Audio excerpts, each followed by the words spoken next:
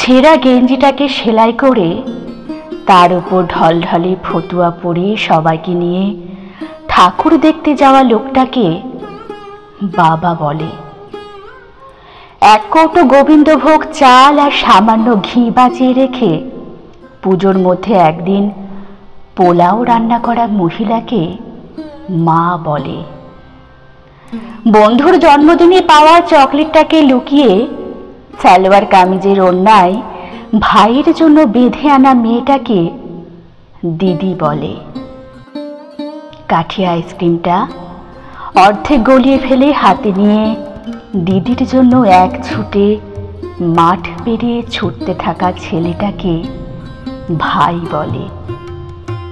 ফুলে ওঠা নতুন তাঁতের শাড়ি পরে দুটো ছোট ছেলে মেয়ের হাত ধরে বেরোনো বাতে পঙ্গু বৃদ্ধাকে ঠাকুমা বলে। ডিজাইনার পাঞ্জাবি পরে অঞ্জলি দিতে দিতে পাশের বাড়ির নতুন শাড়ি পরা মেয়েটাকে কলেজ পড়ুয়া ছেলেটির আর চোখে দেখাটাকে ভালো লাগা বলে। টরন্টো দুবাই থেকে ফিরে অষ্টমীর রাতে সবাই মিলে একজোট হয়ে স্কচের আসরে পাড়ার ইলেকট্রিশিয়ান হাবুকে নিমন্ত্রণ করাকে ছোটবেলার বন্ধুত্ব বলে।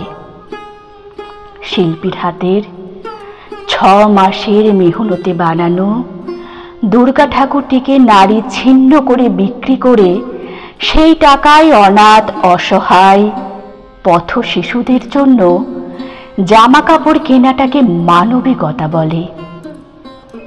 সপ্তমীর সকালে বউ ছেলে নিয়ে টানা গাড়ি করে গ্রামের বাড়ির পুজোতে হাজির হয়ে কাকা জ্যাঠাদের প্রণাম করে আশীর্বাদ নেওয়া মানুষগুলোকে পরিবার বলে।